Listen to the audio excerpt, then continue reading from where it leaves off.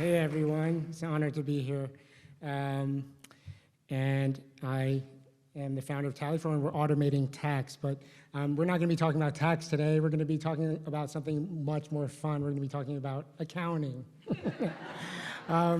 So how many of you think of your accountant as an artist?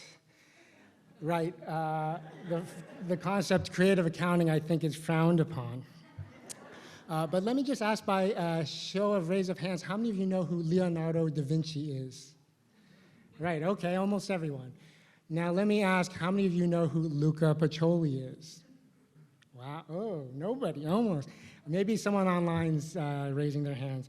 But Luca Pacioli was a mathematician, and he's considered the first person to write down the rules of modern accounting. But it turns out that Luca Pacioli and Da Vinci, they were buddies. And they wrote this book together. It's called On the Divine Proportion. You may know it better as The Golden Ratio. And the iconic Da Vinci man in the circle and square drawing is from this book.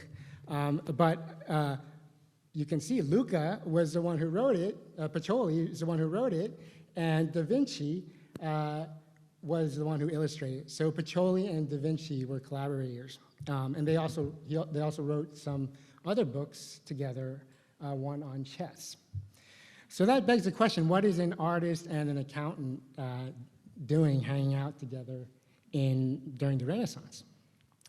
Well, it turns out that portraying the world in drawing is not that different than portraying the world in numbers.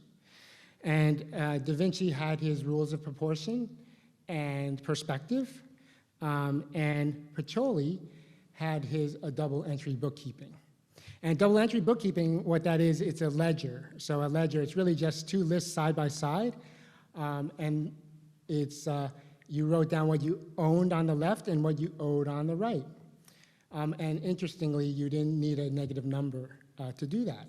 There were no negative numbers back then, or they weren't in use. And that's a ledger, and that double entry bookkeeping, those rules are still being used today. But even before Pacioli, humans still had that concern of representing the world. And the Sumerians, they had an accounting system called token accounting. And what they would do, and it was based on clay figurines. And what they would do, an accountant or a merchant there, would they make a little clay token of an asset, something in the real world. Maybe it was a goat, maybe it was a jug of wine. You can get some Sumerian wine.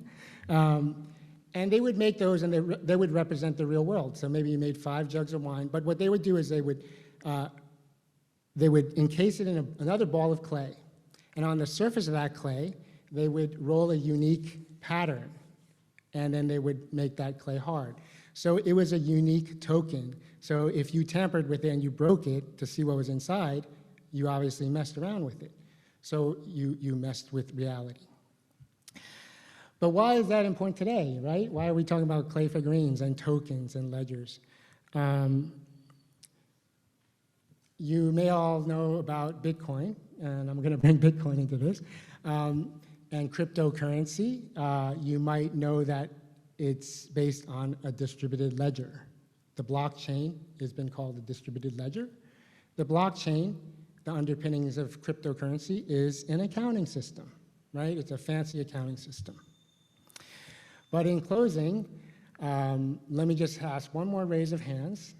How many of you know who Beeple is? Beeple with a B. No? Okay, Beeple, he's a digital artist, and he's considered one of the first persons to have sold a fully digital NFT artwork. And Christie's, the auction house, sold it in March of this year for a cool $69 million. Yes. And digital art, NFT, right? What is an NFT artwork? It's a non-fungible token. It's a token. It's a non-fungible, it just means unique. So it's a unique token backed by the blockchain, an accounting system. So today you have an artist, his art is underpinned by a cryptocurrency in accounting system. So I think Da Vinci and Pacioli would be smiling today because not many things have changed. So the next time you think accounting is boring, just please remember Da Vinci, Pacioli, and people. Thank you very much.